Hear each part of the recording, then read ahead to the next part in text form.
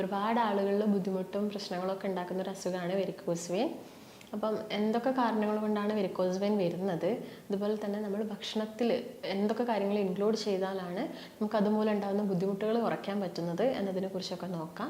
ഇഞ്ചി കഴിക്കാൻ പറയുന്നത് ഇഞ്ചിയിൽ നമ്മുടെ രക്തം കട്ട പിടിക്കുന്ന ഒരു ഫൈബ്രിൻ എന്ന് പറയുന്നൊരു ഘടകമാണ് രക്തം കട്ട പിടിക്കാൻ സഹായിക്കുന്നത്. ഇത് ബ്രേക്ക് ഡൗൺ ചെയ്യാൻ ഇഞ്ചി സഹായിക്കും. അതുകൊണ്ട് ഇഞ്ചി നീര് കഴിക്കാം, അല്ലെങ്കിൽ അത് ചായ ആക്കിയൊക്കെ നിങ്ങൾക്ക് ഉപയോഗിക്കാം. നീഡിൽ ഉപയോഗിച്ച് നമ്മൾ ആ ഒരു ഭാഗത്ത് പങ്ക്ചർ ചെയ്തിട്ട് ചീത്ത രക്തങ്ങളൊക്കെ ഒഴിവാക്കി ദൂഷിച്ച രക്തങ്ങളൊക്കെ ഒഴിവാക്കുന്ന ട്രീറ്റ്മെൻറ്റ് ഉണ്ട്. നമസ്കാരം, ഞാൻ ഡോക്ടർ ഭാഗ്യ, Q&B ഹെൽത്ത് കെയറിലെ ആയുർവേദ ഫിസിഷ്യനാണ്. പിന്നെ ഞാൻ നിങ്ങളുമായിട്ട് ഡിസ്കസ് ചെയ്യാൻ വന്നിരിക്കുന്ന ടോപ്പിക്ക് വെരിക്കോസ് വെയിനെ കുറിച്ചിട്ടാണ്. ഒരുപാട് ആളുകളിൽ ബുദ്ധിമുട്ടും പ്രശ്നങ്ങളൊക്കെ ഉണ്ടാക്കുന്ന ഒരു അസുഖമാണ് വെരിക്കോസ് വെയിൻ. അപ്പം എന്തൊക്കെ കാരണങ്ങൾ കൊണ്ടാണ് വെരിക്കോസ് വെയിൻ വരുന്നത്, അതുപോലെ തന്നെ നമ്മൾ ഭക്ഷണത്തിൽ എന്തൊക്കെ കാര്യങ്ങൾ ഇൻക്ലൂഡ് ചെയ്താലാണ് നമുക്ക് അതുമൂലം ഉണ്ടാകുന്ന ബുദ്ധിമുട്ടുകൾ കുറയ്ക്കാൻ പറ്റുന്നത് എന്നതിനെ കുറിച്ചൊക്കെ നോക്കാം. അപ്പോൾ വെരിക്കോസ് വെയിനെ കുറിച്ച് നോക്കുന്നതിന് മുൻപ് നമുക്കറിയാം, നമ്മുടെ ശരീരത്തിൽ ഹൃദയത്തിൽ നിന്നും ശരീരത്തിൻ്റെ പല ഭാഗങ്ങളിലോട്ടും രക്തം, അതായത് ശുദ്ധരക്തം പോകുന്നുണ്ട്. ഇത് ധമനികൾ വഴിയാണ്. അതുപോലെ തന്നെ ശരീരത്തിൻ്റെ പല ഭാഗത്തു നിന്നും അശുദ്ധ രക്തം നമ്മുടെ ഹൃദയത്തിലോട്ട് വരുന്നത് സിരകൾ വഴിയാണ്. അപ്പോൾ നമ്മുടെ കാലിൻ്റെ, അതായത് മുട്ടിന് താഴത്ത് കാലിൻ്റെ തൊലിക്കടിയിൽ വരുന്ന സിരകൾക്ക് വരുന്ന പ്രശ്നങ്ങൾ കൊണ്ടാണ് എന്ത് സംഭവിക്കുന്നത്, വെരിക്കോസ് വെയിൻ ഉണ്ടാവുന്നത്. അപ്പം ഈ സിരകൾ എന്ന് പറയുന്നത് തൊലിക്ക് അടിയിലായിട്ട് കാണുന്ന സിരകളുണ്ട്, അതിനെ നമ്മൾ സൂപ്പർഫിഷ്യൽ വെയിൻ എന്നാണ് പറയുന്നത്. അതുപോലെ തന്നെ മസിൽസിൻ്റെ അടിയിലായിട്ട് കാണുന്ന സിരകളെ നമ്മൾ ഡീപ്പ് വെയിൻസ് എന്നാണ് പറയുന്നത്. അപ്പോൾ സൂപ്പർഫിഷ്യൽ വെയിൻ എന്ന് പറയുമ്പോൾ കുറച്ച് മുകളിലായിട്ട് നേരെ തൊലിക്കടിയിൽ. ഈ സൂപ്പർഫിഷ്യൽ വെയിനിൽ ഉണ്ടാവുന്ന ഈ സിരകൾക്ക് ഉണ്ടാവുന്ന വാൽവുകൾക്ക് ഉണ്ടാവുന്ന പ്രശ്നം കൊണ്ടാണ് ഇങ്ങനെ വെരിക്കോസ് വെയിൻ വരുന്നത്. അത് ചിലപ്പം പൂർണ്ണമായിട്ടുള്ള അപാകതകളാവാം, അല്ലെങ്കിൽ ഭാഗികമായിട്ടുള്ള അപാകതകളൊക്കെ ആവാം. അപ്പം ഇങ്ങനെ സിരകൾ തടിച്ച് വീർത്ത് വരിക, ചില ആളുകളിൽ തടിച്ച് വീർത്ത് വളഞ്ഞു പൊളഞ്ഞു വരുന്ന ഒരു കണ്ടീഷനൊക്കെ നമ്മൾ കാണാറുണ്ട്. ഇതിനാണ് വെരിക്കോസിറ്റി എന്ന് പറയുന്നത്. എന്നാൽ എല്ലാവരിലും ഇങ്ങനെ ഞരമ്പ് അല്ലെങ്കിൽ സിരകൾ പുറത്തോട്ട് തടിച്ച് വീർത്ത് കാണണമെന്നില്ല. അതിനുള്ളൊരു കാരണം എന്ന് പറയുന്നത് മെയിനായിട്ടും വെരിക്കോസിറ്റി രണ്ട് രീതിയിൽ വരാം. ഒന്ന് നമ്മുടെ തൊലിക്കുള്ളിലൊക്കെ ആയിട്ട് വരുന്നത്, മറ്റൊന്ന് തൊലിക്ക് പുറത്ത് വരുന്നത്. അപ്പോൾ പുറത്ത് വരുന്നത് കുറച്ചും കൂടി ബൾജായിട്ട് പുറത്തോട്ട് കാണുന്നുണ്ട്. അതിനെ നമ്മൾ എക്സ്റ്റേണൽ വെരിക്കോസിറ്റി എന്നാണ് പറയുന്നത്. മറ്റതിനെ നമ്മൾ ഇൻറ്റേർണൽ വെരിക്കോസിറ്റി എന്നാണ് പറയുന്നത്. അപ്പോൾ ഇതിൻ്റെ ഒരു ലക്ഷണങ്ങളൊക്കെ നോക്കുന്ന സമയത്ത് നമുക്കതിനെ ഗ്രേഡായിട്ട് പറയാം. ഗ്രേഡായിട്ട് പറയുന്ന സമയത്ത് ഒരു ഫസ്റ്റ് ഗ്രേഡ് 1 എന്ന് പറയുന്ന സമയത്ത് കൂടുതലായിട്ടും ആളുകൾ ഒരു സ്പൈഡർ വെബ്, അതായത് ഒരു ചിലന്തി വല പോലെ ഈ വെരിക്കോസിറ്റി കാണാം. അത് ചിലപ്പോൾ നമ്മുടെ കാലിൻ്റെ തുടയ്ക്ക് ബാക്ക് സൈഡിലായിട്ട് വരാം, അല്ലെങ്കിൽ ആ മുട്ടിൻ്റെ ബാക്ക് സൈഡിലോട്ടായിട്ട് വരാം, അല്ലെങ്കിൽ കണങ്കാലിൻ്റെ ഭാഗത്തൊക്കെ ചെറിയ രീതിയിൽ ചിലന്തി വല കാണപ്പെടാം. അതാണ് ഒരു ഫസ്റ്റ് ഗ്രേഡ് പറയുന്നത്. സെക്കൻഡ് ഗ്രേഡ് നോക്കുന്ന സമയത്ത് ഈ വെയിനുകൾ, സിരകൾ കുറച്ചും കൂടി ഒന്ന് തടിച്ചു വരും. അത് കൂടുതലായിട്ട് മുട്ടിൻ്റെ താഴത്തൊക്കെ ആയിരിക്കും ആളുകൾ തടിച്ചു വരുന്നത് കാണുന്നത്. കാലിൻ്റെ എല്ലാ ഭാഗത്തും വരും, അതായത് തുടയുടെ ഭാഗങ്ങളിലൊക്കെ ചില ആളുകളിൽ കണ്ടുവരാറുണ്ട്. ഒരു ഗ്രേഡ് 3 എന്ന് പറയുന്ന സമയത്ത് കൂടുതലായിട്ടും നീര് വരുന്നതാണ്. അതായത് ഈ കണങ്കാലിൻ്റെ ഭാഗത്തൊക്കെ ആളുകളിൽ നീര് വരിക. അവർ ചിലപ്പം കൂടുതൽ സമയം നിന്ന് ജോലി ചെയ്യുന്ന ആളുകളാണെങ്കിൽ കൂടുതലായിട്ട് ഒരു വൈകുന്നേരങ്ങളാവുന്ന സമയത്തായിരിക്കും ഈ നീര് വന്ന് കിടക്കുന്നുണ്ടാവുക. രാവിലെ ചിലപ്പം ഉറങ്ങി എണീറ്റ് കഴിയുന്ന സമയത്ത് നീരൊക്കെ പോകും. പിന്നീടും വീണ്ടും നമ്മുടെ ജോലിയുടെ ഭാഗമായിട്ട് അത് വരും. അതുകൊണ്ട് തന്നെ ഇതിന് നമ്മളൊരു ഒക്യുപ്പേഷണൽ ഡിസീസ് എന്നാണ് പറയുന്നത്. കൂടുതലായിട്ടും ഈ നിന്ന് ജോലി ചെയ്യുന്ന പോലീസ്, സെക്യൂരിറ്റീസ്, ഈ ട്രാഫിക് പോലീസസ്, നഴ്സസ്, ടീച്ചേഴ്സ്, ഇവരിലൊക്കെയാണ് ഇത് കൂടുതലായിട്ടും കാണുന്നത്. അതുപോലെ തന്നെ സ്ത്രീകളിലും നമ്മൾ പറയാറുണ്ട് കുറച്ച് കൂടുതലായിട്ടാണ് കാണുന്നതെന്ന്. അതിനുള്ളൊരു കാരണം എന്ന് പറയുന്നത് ഈ പ്രസവ സമയത്ത്, അല്ലെങ്കിൽ അവർ കൂടുതൽ സ്ട്രെയിൻ ചെയ്യുക, അല്ലെങ്കിൽ ഈ പ്രഗ്നൻ്റ് ആയിരിക്കുന്ന സമയത്ത് അവർക്ക് വരുന്നൊരു വെയിറ്റ് ഗെയിന്, അല്ലെങ്കിൽ ഒരു ഹോർമോണൽ ചേഞ്ചൊക്കെയാണ്. എന്നാൽ ഒരു 70% സ്ത്രീകളിലും ഒരു ഡെലിവറി കഴിഞ്ഞതിന് ശേഷം ഇത് നോർമൽ ആവാറുണ്ട്. ഒരു 30% ആളുകളിൽ മാത്രമേ ഇത് അങ്ങനെ തന്നെ, അതായത് ആ ഒരു വേദനയും കടച്ചിലും കാര്യങ്ങളൊക്കെ ഉണ്ടാവാറുള്ളൂ. പിന്നെ ഒരു 4th സ്റ്റേജ് എന്നൊക്കെ പറയുന്ന സമയത്താണ് അവിടെ ഒരു നിറവ്യത്യാസവും അതുപോലെ തന്നെ ചൊറിച്ചിലൊക്കെ അനുഭവപ്പെടും ഒരു കണങ്കാലിൻ്റെ ഭാഗത്ത്. അതായത് ഒരു അൾസറിൻ്റെ മുൻപുള്ളൊരു സ്റ്റേജാണ് ഇങ്ങനെ നിറവ്യത്യാസവും അതുപോലെ നന്നായിട്ടുള്ളൊരു ചൊറിച്ചിലൊക്കെ ഉണ്ടാവുന്നത്. അപ്പോൾ ഒരു 5th സ്റ്റേജിൽ അൾസറായിട്ട് മാറാം, വ്രണങ്ങളായിട്ട് മാറാം. ഒരു 6th ഒക്കെ ആവുന്ന സമയത്താണ് ബ്ലീഡിങ് കൂടുതലായിട്ടൊക്കെ കണ്ടുവരുന്നത്. അപ്പോൾ ലക്ഷണങ്ങൾ പറയുകയാണെങ്കിൽ നമ്മൾ മെയിനായിട്ടും ഈ ഗ്രേഡ് അനുസരിച്ചിട്ടാണ് പറയുന്നത്. ഇനി കാരണങ്ങൾ നോക്കുകയാണെങ്കിൽ ആദ്യം തന്നെ പറയേണ്ട ഒരു കാരണം പ്രായം തന്നെയാണ്. പ്രായമാവുന്നതിനനുസരിച്ച് നമ്മുടെ മസിൽസ്, കാലുകളിലുള്ള മസിൽസിന് വരുന്നൊരു വീക്ക്നെസ്, ബലക്കുറവ് ഉണ്ടാവുക, അതുപോലെ തന്നെ രക്തക്കുഴലുകളുടെ ഇലാസ്റ്റിസിറ്റി നഷ്ടപ്പെടുക, അതുമൂലം തന്നെ രക്തക്കുഴലുകൾ ഉണ്ടാക്കിയിരിക്കുന്ന കൊളാജൻ, ഇലാസ്റ്റിൻ, പ്രോട്ടീൻസ് ഒക്കെ കുറയുക. ഇതുമൂലം പ്രായമാകുന്ന സമയത്ത് വെരിക്കോസിറ്റി വരാനുള്ളൊരു ചാൻസ് കൂടുതലാണ്. മറ്റൊരു കാരണം നോക്കുകയാണെങ്കിൽ പാരമ്പര്യമാണ്. അതായത് ഇപ്പം നമ്മളെ വീട്ടിലാർക്കെങ്കിലും ഉണ്ടെങ്കിൽ ചിലപ്പോൾ അത് നമ്മളെ നെക്സ്റ്റ് ജനറേഷനിലും വരാനുള്ളൊരു ചാൻസ് ഉണ്ട്. മറ്റൊരു കാരണം നോക്കുകയാണെങ്കിൽ കുറേ സമയം നിന്ന് ജോലി ചെയ്യുന്ന ആളുകളിലാണ്. നിന്ന് ജോലി ചെയ്യുന്ന സമയത്ത് നമ്മൾ കൂടുതലായിട്ട് ഒരു സ്ട്രെയിന് കാലിന് കൊടുക്കുന്നു. ഇതുമൂലം വാൽവുകൾക്ക് തകരാറ് സംഭവിക്കുന്നു. മറ്റൊരു കാരണം നോക്കുകയാണെങ്കിൽ ഹോർമോണിൽ ഉണ്ടാകുന്ന വ്യത്യാസങ്ങൾ. സ്ത്രീകളെ നോക്കുകയാണെങ്കിൽ ഞാൻ പറഞ്ഞു, ഡെലിവറി സമയത്തോ അല്ലെങ്കിൽ ആർത്തവവിരാമത്തിന് ശേഷം അവർക്ക് വരുന്നൊരു ഹോർമോണൽ ചേഞ്ച് കാരണം ഇങ്ങനെ വെരിക്കോസിറ്റി വരാം. പിന്നുള്ളൊരു കാരണം നോക്കുകയാണെങ്കിൽ ന്യൂട്രീഷണൽ ഡെഫിഷ്യൻസിയാണ്. അതായത് എന്തെങ്കിലും ഒരു ന്യൂട്രീഷൻ, വൈറ്റമിൻസിൻ്റെയോ മിനറൽസിൻ്റെയോ ഒക്കെ ഡെഫിഷ്യൻസി കാരണം നമ്മുടെ ശരീരത്തിൽ ഒരു അമിനോ ആസിഡ്സ് കൂടുതലായിട്ട് ഉൽപ്പാദിപ്പിക്കപ്പെടുക. അതായത് നാച്ചുറലി പ്രസൻ്റ് ആയിട്ടുള്ള ഒരു ഹീമോസിസ്റ്റിൻ എന്ന് പറഞ്ഞ അമിനോ ആസിഡ്സ് ഇങ്ങനെ ന്യൂട്രീഷണൽ ഡെഫിഷ്യൻസി ആവുന്ന സമയത്ത് കൂടുതലായിട്ട് ഉണ്ടാവുന്നു. ഇത് നമ്മുടെ കൊളാജൻ, അതുപോലെ തന്നെ ഇലാസ്റ്റിൻ, പ്രോട്ടീൻസിൻ്റെ ഒക്കെ അളവിൽ കുറവ് വരുത്തുന്നു. അതുമൂലം നമ്മുടെ വാൽവുകൾക്കൊക്കെ തകരാറ് സംഭവിക്കാം, രക്തക്കുഴലുകൾക്ക് ബലം കുറയാം, അതുകൊണ്ട് വെരിക്കോസിറ്റി വരാറുണ്ട്. മറ്റൊരു കാരണം നോക്കുകയാണെങ്കിൽ നിങ്ങളിപ്പം കൂടുതലായിട്ടും വെയിറ്റൊക്കെ പൊക്കുന്ന ആളുകളാണെങ്കിൽ, അതായത് ഇപ്പോൾ ജിമ്മിലൊക്കെ പോകുന്ന ആളുകളാണെങ്കിൽ അവർ നന്നായിട്ട് വെയിറ്റ് പൊക്കും. ഈ സമയത്ത് നമ്മൾ കൂടുതൽ ശ്വാസം മുകളിലോട്ട് എടുക്കുന്നത്, അതായത് ഓക്സിജൻ മുകളിലോട്ട് എടുക്കുന്ന സമയത്ത് താഴത്ത് നിന്ന്, അതായത് കാലിൽ നിന്നും മുകളിലോട്ട് രക്തം തിരിച്ചു വരണം. അവിടെ ഒരു സ്റ്റാഗ്നേഷൻ അല്ലെങ്കിൽ ഈ ഒരു ബ്ലഡിൻ്റെ ഫ്ലോ അവിടെ കുറയുന്നു. ഇതുമൂലം നമുക്ക് എന്ത് വരാം? വെരിക്കോസിറ്റി വരാം. അപ്പോൾ മെയിനായിട്ട് പറയുകയാണെങ്കിൽ ഇതൊക്കെ തന്നെയാണ് പ്രധാന കാരണങ്ങൾ. അതുപോലെ തന്നെ വെയിറ്റ്, അമിത ഭാരം ഉണ്ടാകുന്നത്, വെരിക്കോസ് വെയിൻ ഉള്ള ആളുകൾ പിന്നീട് ഭാരം കൂടുന്നത് ശ്രദ്ധിക്കണം. അതുപോലെ തന്നെ അവർക്ക് ഇടയ്ക്കിടയ്ക്ക് വരുന്ന കോൺസ്റ്റിപ്പേഷനും കാര്യങ്ങളും ഈ കണ്ടീഷന് വല്ലാതെ, അതായത് ആ ഒരു കണ്ടീഷൻ വല്ലാതെ സീവിയർ ആക്കാനുള്ളൊരു കാരണം കൂടിയാവുന്നുണ്ട്. അപ്പോൾ ഇതൊക്കെ തന്നെയാണ് പ്രധാനപ്പെട്ട ചില കാരണങ്ങൾ. അപ്പോൾ ഇതിനു വേണ്ടി നിങ്ങൾ ശ്രദ്ധിക്കേണ്ട ചില കാര്യങ്ങൾ എന്തൊക്കെയാണെന്ന് വെച്ചാൽ, ഒന്ന് ലോങ് സ്റ്റാൻഡിങ്, കുറേ സമയം നിന്ന് ജോലി ചെയ്യുന്നവർ, കുറേ സമയം കണ്ടിന്യൂസ് ആയിട്ട് ഇരുന്ന് ജോലി ചെയ്യുന്ന ആളുകളിലൊക്കെ വെരിക്കോസിറ്റി വരും. ഇങ്ങനെയുള്ള ആളുകൾ പകൽ സമയം നിൽക്കുമ്പം കംപ്രഷൻ സ്റ്റോക്കിങ്സ് യൂസ് ചെയ്യുക. ഇപ്പം ഒരുപാട് കംപ്രഷൻ സ്റ്റോക്കിങ്സ് അവൈലബിൾ ആണ്. അത് മാക്സിമം പകൽ സമയത്ത് യൂസ് ചെയ്യുക. രാത്രി കിടന്ന് ഉറങ്ങുന്ന സമയത്താണെങ്കിൽ ബാൻഡേജസ് യൂസ് ചെയ്യുക. ബാൻഡേജസ് യൂസ് ചെയ്യുന്ന സമയത്ത് നിങ്ങൾ എപ്പോഴും കാലിൻ്റെ താഴ്ഭാഗത്ത് നിന്ന് മുകളിലോട്ട് വലിച്ചു വേണം കെട്ടാൻ. അപ്പം രാത്രി കെട്ടുന്ന സമയത്ത് കുറച്ച് ടൈറ്റായിട്ട് കെട്ടിയിട്ട് കിടന്നുറങ്ങുക. അതാണ് മെയിനായിട്ട് ശ്രദ്ധിക്കേണ്ടത്. അതുപോലെ തന്നെ എപ്പോഴും നമ്മുടെ ഹാർട്ടിനേക്കാളും കുറച്ച് ഉയർന്ന് വേണം നമ്മുടെ കാലുണ്ടാവാൻ.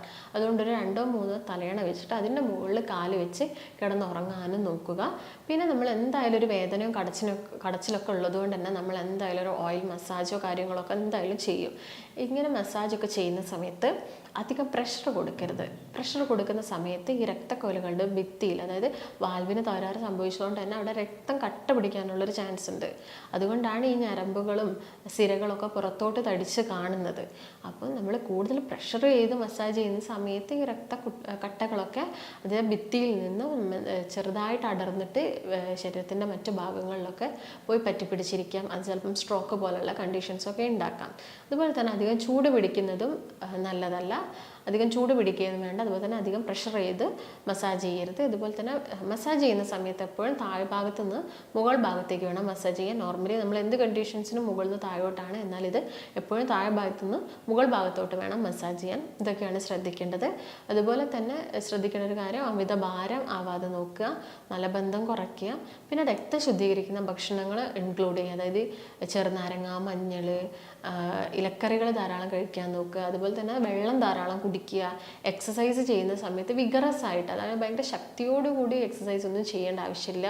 വെരിക്കോസ് വെയിൻ ഉള്ള ആളുകൾ അങ്ങനെ ചെയ്യുന്ന സമയത്ത് അവരുടെ കാലിൻ്റെ വേദന കൂടാനുള്ളൊരു ചാൻസ് ഉണ്ട്. അതുകൊണ്ട് നടത്തൊക്കെ ആണെങ്കിൽ തന്നെ ഒരു ഹാഫ് ആൻ അവർ നടക്കുന്നത് വളരെ സ്ലോ ആയിട്ട് മെല്ലെ മെല്ലെ നടക്കുന്നതായിരിക്കും കുറച്ചും കൂടി നല്ലത്. അപ്പോൾ ഇതൊക്കെയാണ് മെയിനായിട്ട് ശ്രദ്ധിക്കേണ്ട കാര്യങ്ങൾ. ഇനി നിങ്ങൾ എന്തൊക്കെ സാധനങ്ങളാണ് ഭക്ഷണത്തിൽ ഇൻക്ലൂഡ് ചെയ്യേണ്ടത് നോക്കുന്ന സമയത്ത് ആദ്യം തന്നെ നമുക്ക് മലബന്ധം കുറയ്ക്കണം. അതുപോലെ തന്നെ ഓവർ വെയിറ്റ് ഉള്ള ആളുകളാണെങ്കിൽ വെയിറ്റ് റെഡ്യൂസ് ചെയ്യുക. അപ്പോൾ മലബന്ധം കുറയ്ക്കാൻ നമ്മൾ കൂടുതലായിട്ടും ഫൈബേഴ്സ് അടങ്ങിയ, നാരുകൾ അടങ്ങിയ ഭക്ഷണങ്ങളാണ് കഴിക്കേണ്ടത്. അതെന്ന് പറയുന്ന സമയത്ത് ഇപ്പോൾ പഴങ്ങളാണെങ്കിലും പച്ചക്കറികളാണെങ്കിലും ഒക്കെ നാരുകൾ അടങ്ങിയത് കഴിക്കുക. പഴങ്ങൾ കഴിക്കുന്ന സമയത്ത് ജ്യൂസ് ആക്കുന്ന സമയത്ത് നാര് പോവും. അപ്പോൾ നോർമലി കട്ട് ചെയ്ത് കഴിക്കാൻ നോക്കുക. പച്ചക്കറികൾ നോക്കുകയാണെങ്കിൽ beans, capsicum, capsicum, broccoli, cauliflower, cabbage, ഇതിലൊക്കെ ഒരുപാട് നാരുകളുണ്ട്. അതുപോലെ തന്നെ ഇലക്കറികൾ കഴിക്കാൻ നോക്കുക. ഇലക്കറികൾ കഴിക്കുന്ന സമയത്ത് അതിൽ ഒരുപാട് മാഗ്നീഷ്യം ഉണ്ട്. മാഗ്നീഷ്യം ഉള്ളതുകൊണ്ട് തന്നെ നമ്മുടെ മസിൽസിനൊക്കെ അതൊരു ബലം കൊടുക്കും. പിന്നെ ഇലക്കറികൾ കഴിക്കുമ്പോൾ നമ്മൾ മൂത്രത്തിൻ്റെ അളവ് കൂടുന്നത് വഴി ഇങ്ങനെ ഉണ്ടാകുന്ന നീരുകളൊക്കെ കുറയ്ക്കാൻ സഹായിക്കും. ഇതാണ് ഇലക്കറികൾ കഴിക്കുക. അതുപോലെ തന്നെ തവിടുള്ള ധാന്യങ്ങൾ, അരികളൊക്കെ ഭക്ഷണത്തിൽ ഇൻക്ലൂഡ് ചെയ്യാൻ നോക്കുക. അതോടൊപ്പം തന്നെ ഇഞ്ചി കഴിക്കുക. ഇഞ്ചി കഴിക്കാൻ പറയുന്നത് ഇഞ്ചിയിൽ നമ്മുടെ രക്തം കട്ട പിടിക്കുന്ന ഒരു ഫൈബ്രിൻ എന്ന് പറഞ്ഞൊരു ഘടകമാണ് രക്തം കട്ട പിടിക്കാൻ സഹായിക്കുന്നത്. ഇത് ബ്രേക്ക് ഡൗൺ ചെയ്യാൻ ഇഞ്ചി സഹായിക്കും. അതുകൊണ്ട് ഇഞ്ചി നീര് കഴിക്കാം, അല്ലെങ്കിൽ അത് ചായ ആക്കിയൊക്കെ നിങ്ങൾക്ക് ഉപയോഗിക്കാം. മറ്റൊരു കാര്യം പറയുന്നത് റൂട്ടിനാണ്. റൂട്ടിൻ എന്ന് പറയുന്നത് കൊളസ്ട്രോൾ, ബി പി ഒക്കെ കുറയ്ക്കാൻ സഹായിക്കുന്ന ഒരു ഫ്ലാവനോയിഡാണ്. ആൻറ്റി ഇൻഫ്ലമേറ്ററി ആണ്. അതുപോലെ തന്നെ അത് ആൻറ്റി ഓക്സിഡൻ്റ് ആണ്. കൂടുതലായിട്ടും ബെറി ഫ്രൂട്ട്സിലാണ് കാണുന്നത്. അതായത് ബ്ലൂബെറി, ബ്ലാക്ക്ബെറി, പിന്നെ നമ്മുടെ ആപ്പിളിൽ കാണുന്നുണ്ട്, അതുപോലെ തന്നെ മുന്തിരിയിൽ കാണുന്നുണ്ട്. അപ്പോൾ ഇതൊക്കെ ഭക്ഷണത്തിൽ ധാരാളം ഇൻക്ലൂഡ് ചെയ്യാവുന്ന സമയത്ത് നമ്മുടെ വാൽവുകൾക്കൊക്കെ ബലം കിട്ടും. രക്തം കട്ട പിടിക്കുന്നത് നമുക്കറിയാം. വെരിക്കോസിറ്റിയുള്ള ആളുകളിൽ കാലിൻ്റെ ഭാഗത്തൊക്കെ രക്തത്തിൻ്റെ ഫ്ലോ വളരെ കുറവായിരിക്കും. അപ്പോൾ അത് പ്രിവെൻറ്റ് ചെയ്യാനും ഈ റൂട്ടിൻ സഹായിക്കും. അതുപോലെ തന്നെ നമ്മുടെ വെയിൻ്റെ ആരോഗ്യത്തിന് നല്ലതാണ് ബീട്രൂട്ട്. നമുക്കറിയാം ബീട്രൂട്ട് രക്തം കൂട്ടാനൊക്കെ സഹായിക്കുന്ന ഒരു പച്ചക്കറിയാണ്. അപ്പം ബീട്രൂട്ടിൽ ബീറ്റാ സയനിൻ എന്ന് പറഞ്ഞൊരു ഘടകമുണ്ട്. ഈ ഘടകം എന്താ ചെയ്യുന്നത്? നേരത്തെ ഞാൻ പറഞ്ഞ പോലെ തന്നെ നാച്ചുറലി നമ്മുടെ ശരീരത്തിൽ കാണുന്ന ഒരു അമിനോ ആസിഡ്സ് ആണ് എന്ത് പറയുന്നത്? ഹീമോസിസ്റ്റിൻ. ഇതിനെ കുറച്ചുകൊണ്ട് വരും. ഇത് കൂടിയാൽ നമ്മുടെ രക്തക്കുഴലുകൾക്കൊക്കെ ഇത് ബാധിക്കും. അതുകൊണ്ട് ഇത് കുറയ്ക്കാൻ സഹായിക്കുന്നതാണ് എന്ത്? ബീട്രൂട്ട്. അതുപോലെ തന്നെ വൈറ്റമിൻ സി റിച്ച് ആയിട്ടുള്ള ഫ്രൂട്ട്സുകൾ, അതായത് സിട്രസ് ഫ്രൂട്ട്സുകൾ, മുസമ്പി, ഓറഞ്ച്, ചെറുനാരങ്ങ, ഇതൊക്കെ ധാരാളം കഴിക്കാൻ നോക്കുക. ഇതൊക്കെ നമ്മുടെ രക്തക്കുഴലിൻ്റെ ബലം കൂട്ടാനും അതുപോലെ തന്നെ രക്തം കട്ട പിടിക്കുന്നതൊക്കെ കുറയ്ക്കാനൊക്കെ സഹായിക്കും. അതുപോലെയാണ് വൈറ്റമിൻ ഇ അടങ്ങിയിട്ടുള്ള അവാക്കാഡോ അഥവാ ബട്ടർ ഫ്രൂട്ട്, വെണ്ണപ്പഴം എന്നൊക്കെ നമ്മൾ പറയും. അത് ബ്ലഡ് കട്ട പിടിക്കുന്നത് കുറയ്ക്കും. വൈറ്റമിൻ ഇ നമുക്കറിയാം ഒരു ബ്ലഡ് തിന്നറാണെന്ന് നമുക്കറിയാം. അതിന് ഹെൽപ്പ് ചെയ്യും. അതുപോലെ തന്നെ ശതാവരി നല്ലതാണ്. ശതാവരി എന്ന് പറയുന്ന സമയത്ത് ആസ്പരാഗസ് നമുക്കറിയാം, അതിൻ്റെ സ്പ്രൗട്ട്സ് ഒക്കെ ഇപ്പം അവൈലബിൾ ആയിട്ട് കിട്ടും. ഈ മുളകൾ അത് നമുക്ക് തോരനായിട്ട് അല്ലെങ്കിൽ കറിയൊക്കെ വെച്ചിട്ട് കഴിക്കാവുന്നതാണ്. അതുപോലെ തന്നെ ജീരകജലം, വെറും വയറ്റിൽ ജീരകജലം കുറയ്ക്കുന്നത് പെയിനൊക്കെ കുറയ്ക്കാൻ സഹായിക്കും. അതുപോലെ നിങ്ങൾക്ക് ഇങ്ങനെ നന്നായിട്ട് ബ്ലീഡിങ്, അൾസറൊക്കെ വന്നിട്ട് ബ്ലീഡിങ് ഉള്ള സമയത്ത് നമുക്ക് അവിടെ ഐസ് പാക്സും കാര്യങ്ങളൊക്കെ വെച്ച് കൊടുക്കാം. അതുപോലെ ഈ ചൊറിച്ചിലോ ബ്ലാക്കിഷ് ഡിസ്കളറേഷനൊക്കെ വരുന്ന ഭാഗത്ത് നമുക്ക് ചുക്ക്, ഇഞ്ചി ഉണങ്ങിയ ചുക്ക് പൊടിച്ചിട്ട് കുറച്ച് ചൂടുവെള്ളമൊക്കെ മിക്സ് ചെയ്തിട്ട് ആ ഭാഗത്ത് നമുക്ക് ഒരു പേസ്റ്റ് പോലെ അപ്ലൈ ഒക്കെ ചെയ്ത് കൊടുക്കാം. അപ്പോൾ ഇതൊക്കെയാണ് നിങ്ങൾ ഭക്ഷണത്തിൽ ഇൻക്ലൂഡ് ചെയ്യേണ്ടത്. അതുപോലെ തന്നെ നമുക്ക് വീട്ടിൽ ചെയ്യാൻ പറ്റുന്ന ചില കാര്യങ്ങളോ ഇതൊക്കെയാണ്. അപ്പം ഭക്ഷണത്തിൽ നിന്ന് ഒഴിവാക്കേണ്ട കാര്യങ്ങൾ എന്ന് പറയുമ്പം എപ്പോഴും ഞാൻ പറയുന്ന പോലെ തന്നെ തവിട് ഇല്ലാത്ത അരി എന്ന് പറയുന്ന സമയത്ത് നമ്മൾ വൈറ്റ് റൈസ്, മൈദ അടങ്ങിയ ഭക്ഷണം, ബ്രെഡ്, ബിസ്ക്കറ്റ്സ് പോലുള്ള സാധനങ്ങളൊക്കെ ഒഴിവാക്കണം. പിന്നെ ഒഴിവാക്കുന്ന സമയത്ത് നമുക്ക് ഇൻസുലിൻ കുറയ്ക്കാനും പറ്റും. അതുപോലെ തന്നെ വെയിറ്റ് കുറയ്ക്കാൻ പറ്റും. പഴങ്ങളും പച്ചക്കറികളൊക്കെ കഴിക്കുന്ന സമയത്ത് അതിൽ കാലോറീസ് കുറവായതുകൊണ്ട് വെയിറ്റും കൂടില്ല. അതാണ് ശ്രദ്ധിക്കേണ്ടത്. അതുപോലെ തന്നെ ഉപ്പടങ്ങിയ ഭക്ഷണം കഴിക്കുന്ന സമയത്ത് എന്താണ് സംഭവിക്കുന്നത്? ശരീരത്തിൽ ജലാംശം കൂടുന്നു. ജലാംശം കൂടുന്ന സമയത്ത് സിരകളിലും ധമനികളിലൊക്കെ പ്രഷർ കൂടുന്നു. അതുകൊണ്ടാണ് ബി പി കൂടുന്നത്. അതുപോലെ തന്നെ നമ്മൾ സിരകളിൽ പ്രഷർ കൂടുന്ന സമയത്ത് വെരിക്കോസിറ്റി വരുന്നു. അതുപോലെ ഷുഗർ അടങ്ങിയ പേസ്ട്രീസ്, കേക്ക്സ് കാര്യങ്ങളൊക്കെ കുറയ്ക്കുക. ഇൻസുലിൻ റെസിസ്റ്റൻസ് കുറയ്ക്കാൻ പറ്റും. അതുപോലെ തന്നെ ആൽക്കഹോൾ നമുക്കറിയാം രക്തദുഷ്ടി ഉണ്ടാക്കും. അങ്ങനെ രക്തദുഷ്ടി ഉണ്ടാക്കിയാൽ വെരിക്കോസിറ്റി വരും. അതുകൊണ്ട് ആൽക്കഹോൾ ഒഴിവാക്കാൻ നോക്കുക. അതുപോലെ തന്നെ ശ്രദ്ധിക്കേണ്ട രക്തദുഷ്ടി ഉണ്ടാക്കുന്ന ചില ഭക്ഷണങ്ങളാണ് ഉഴുന്നെന്ന് പറയുന്നത്. ഉഴുന്ന്, മുതിരയൊക്കെ നമുക്കറിയാം. നമ്മൾ മഴക്കാലത്താണ് കൂടുതലായിട്ടും മുതിര കഴിക്കുക. ചൂടുള്ള സമയത്ത് പിത്തം കൂട്ടും മുതിര കഴിച്ചാൽ. അതുകൊണ്ട് തന്നെ രക്തദുഷ്ടി ഉണ്ടാവും. അതുകൊണ്ടാണ് മഴക്കാലത്ത് കഴിക്കുന്നത്. അതുപോലെ തന്നെ ഉഴുന്ന് കഴിക്കുന്ന സമയത്ത് ഈ അൾസർ ഉള്ള ആളുകൾക്ക് ചിലപ്പം ഉഴുന്ന് കഴിച്ചാൽ ഈ അൾസർ പൊട്ടിപ്പോകാനുള്ളൊരു ചാൻസ് ഒക്കെ ഉണ്ട്. അത് ഒലിക്കാനുള്ളൊരു ചാൻസ് ഒക്കെ ഉണ്ട്. അതുകൊണ്ട് ഉഴുന്ന് ഒഴിവാക്കുക, മുതിര ഒഴിവാക്കുക. എള്ള് രക്തം കൂട്ടുകയും പിത്തദുഷ്ടി ഉണ്ടാക്കുകയൊക്കെ ചെയ്യും. അത് ഒഴിവാക്കുക. ശർക്കര ഒഴിവാക്കേണ്ടതുണ്ട്. ചില പ്രോട്ടീൻസ് നിങ്ങൾ ഒഴിവാക്കേണ്ടി വരും. ചില ആളുകൾക്ക് പാൽ അലർജി ആയിരിക്കും. ഈ അൾസർ വരുന്ന ആളുകൾക്ക് പാല് ചിലപ്പം കംപ്ലീറ്റ് ആയിട്ട് അവർ ഒഴിവാക്കിയാൽ ചിലപ്പം ഈ അൾസർ കംപ്ലീറ്റ് ആയിട്ട് മാറും. അതുപോലെ തന്നെ തൈര് ഒഴിവാക്കേണ്ടതുണ്ട്. പുളിയുള്ള മോര് ഒഴിവാക്കണം. അപ്പം അൾസർ ഒന്നും ഇല്ലെങ്കിൽ നിങ്ങൾക്കിത് ആഴ്ചയിൽ ഒരു 1-2 തവണ തൈരൊക്കെ എടുക്കാം. അധികം പുളി ഇല്ലാത്ത തൈര് എടുക്കണം. അപ്പം ബാക്കിയുള്ള ദിവസങ്ങളിലൊക്കെ നിങ്ങളിത് ഒഴിവാക്കണം. ചിലപ്പോൾ ഇങ്ങനെ അൾസറുള്ള ആളുകൾ ചിലപ്പോൾ ചായ കുടിക്കുന്നത് വരെ ഒഴിവാക്കേണ്ടി വരും. കാരണം ആ ചെറിയൊരു എമൗണ്ട് പാൽ ചായയാണ് കുടിക്കുന്നതെങ്കിലും അതും അൾസർ ഉണ്ടാക്കും.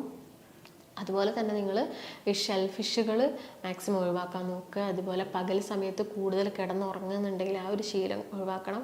കാരണം പകൽ സമയത്ത് ഉറങ്ങുന്ന സമയത്ത് ഈ വ്രണങ്ങൾ ഉണങ്ങാൻ കൂടുതൽ സമയം എടുക്കും. അതുകൊണ്ട് പകൽ സമയത്ത് കിടന്നുറങ്ങുന്നത് ഒഴിവാക്കുക. അപ്പോൾ ഇതൊക്കെ തന്നെയാണ് പ്രധാനമായിട്ട് ശ്രദ്ധിക്കേണ്ടത്.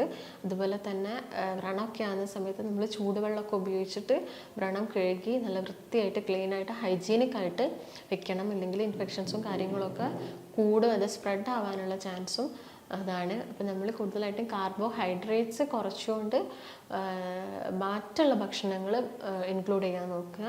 കാരണം വെയിറ്റ് കൂടരുത്, പക്ഷേ മസിൽ ബൾക്ക് ഉണ്ടാവുകയും വേണം. നമുക്ക് മസിൽ ബൾക്ക് കുറഞ്ഞാൽ നമുക്ക് ആ ഒരു വീക്ക്നെസ്സും കാര്യങ്ങളൊക്കെ ഉണ്ടാവും.